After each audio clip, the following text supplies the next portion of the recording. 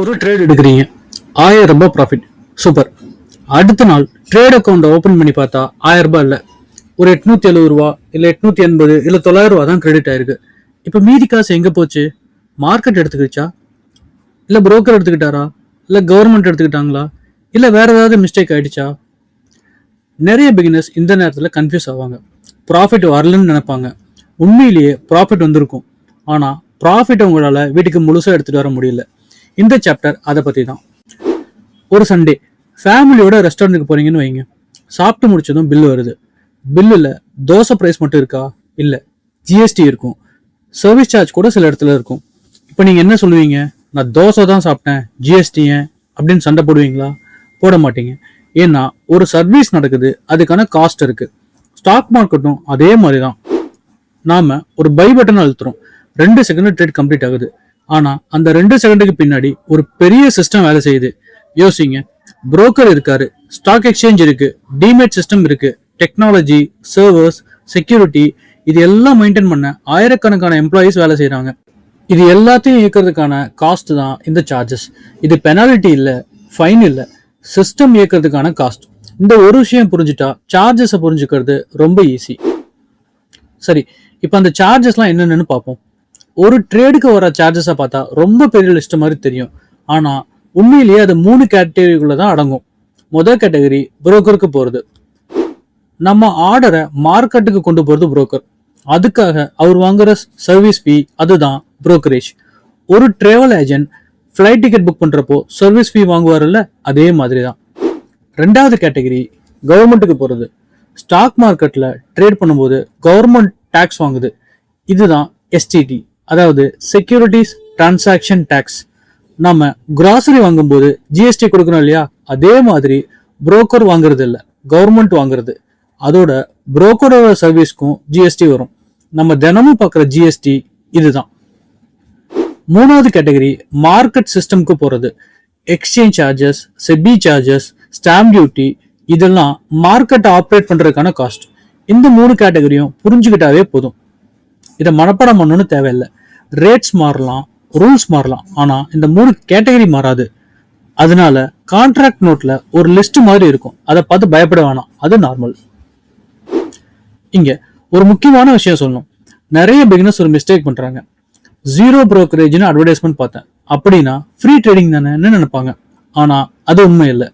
Brokerage வேணா ஜீரோவா இருக்கலாம், ஆனா எஸ்டிடி இருக்கும், ஜிஎஸ்டி இருக்கும், எக்ஸ்சேஞ்ச் சார்ஜஸ் இருக்கும். இந்த ஸ்டேஷனரி சார்ஜஸ் யாரும் தள்ளுபடி பண்ண முடியாது.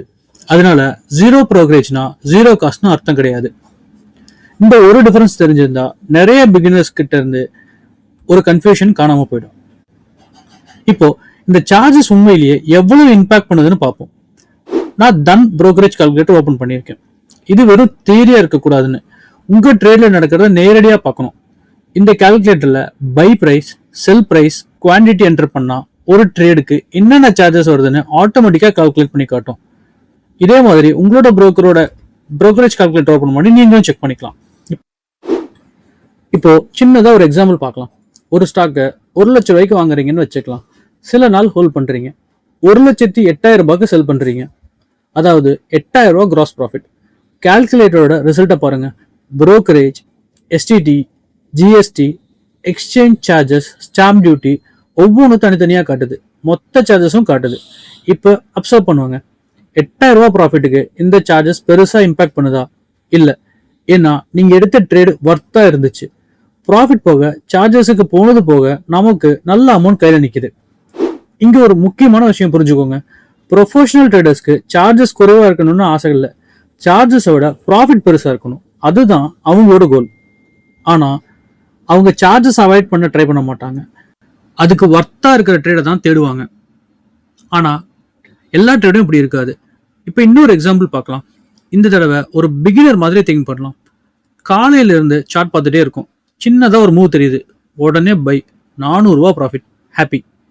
ஆனா கால்குலேட்டர்ல போட்டு பார்ப்போம், மறுபடியும் brokerage, STD, GST, exchange charges, stamp duty இதெல்லாம் கழிச்சதுக்கு அப்புறம் நெட் ப்ராஃபிட்.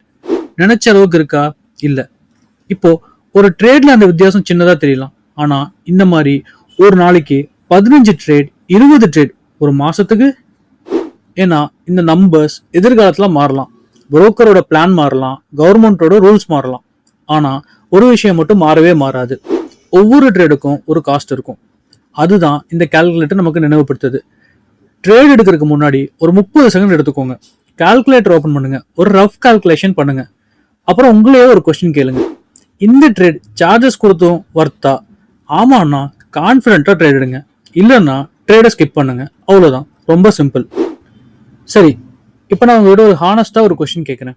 ஒரு பிகினரோட ப்ராஃபிட்டை உண்மையிலேயே எது அதிகமாக சாப்பிடுது?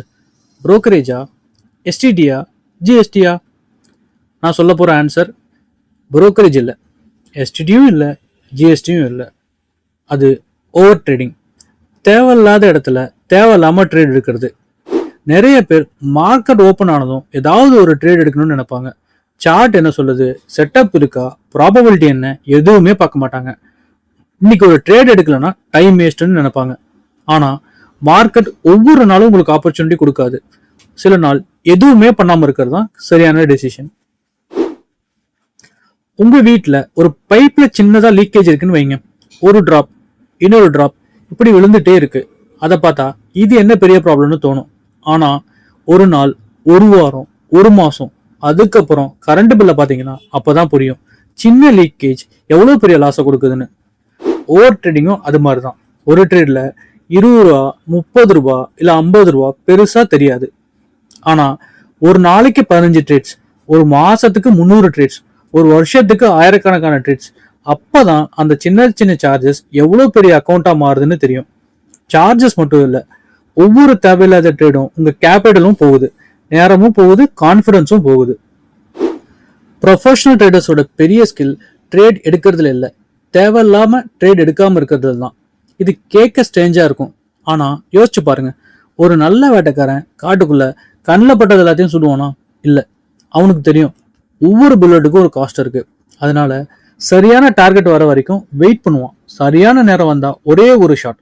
ப்ரொஃபஷனல் ட்ரேடரும் அதே மாதிரிதான்.